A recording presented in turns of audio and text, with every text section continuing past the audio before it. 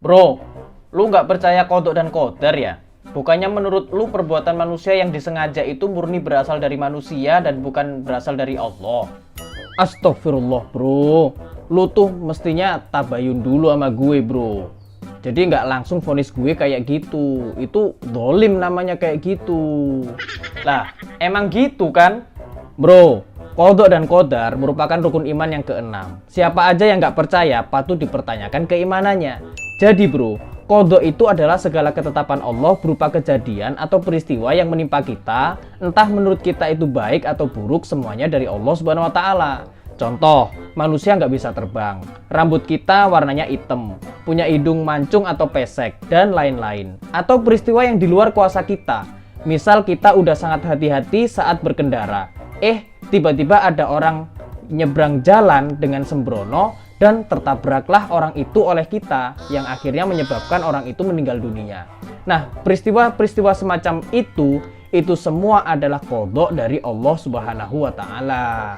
Kalau kodar dalam pembahasan kodok dan kodar itu maksudnya adalah khosiat benda-benda. Misalkan gini, nasi bisa bikin kenyang, air bisa ngilangin rasa haus, pisau bisa untuk memotong, termasuk badan kita nih bro. Tangan bisa untuk memukul, menarik, menampar, menulis, dan lain-lain.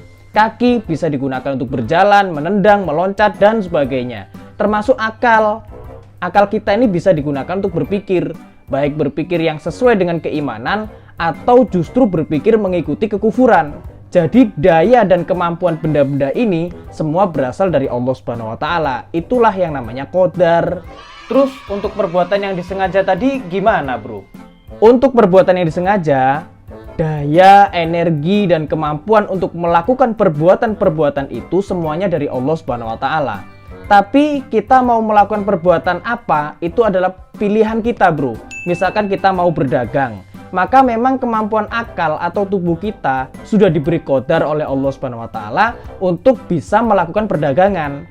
Begitu juga mencuri, kemampuan akal ataupun tubuh kita juga sudah diberi qadar oleh Allah Subhanahu wa Ta'ala untuk bisa melakukan pencurian. Jadi qadar dari Allah Subhanahu wa Ta'ala ini bersifat netral, bisa dipakai untuk kebaikan dan bisa dipakai untuk keburukan. Nah, penggunaannya ini tergantung pilihan manusia. Makanya manusia ini nanti akan dimintai pertanggungjawaban dalam setiap pilihan dan perbuatan yang secara sadar dia lakukan.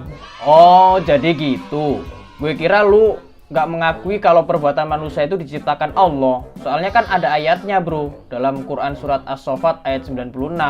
A'udzubillahi minasyaitonirrajim. Wallahu khalaqakum wa ma ta'malun.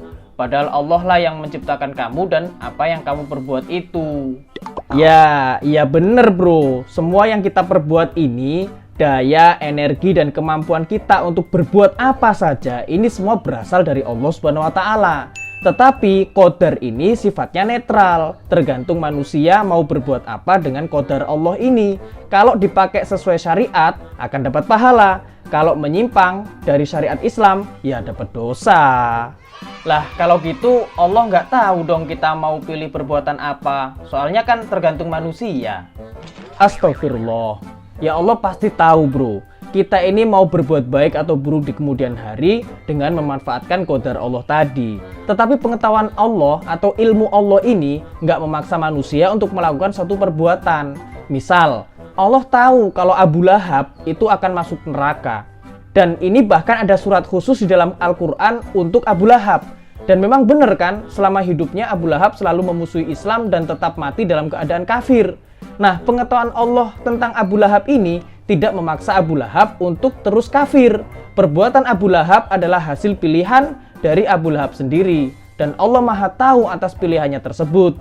Begitu juga untuk sekarang ini bro. Allah Maha tahu kalau seluruh manusia nggak bakalan bisa membuat satu surat saja semisal Al-Quran. Tetapi pengetahuan Allah ini nggak memaksa manusia untuk nggak mampu melakukannya. Bahkan Allah itu menantangkan untuk mengumpulkan seluruh manusia dan jin agar membuat satu surat saja yang seperti Al-Quran.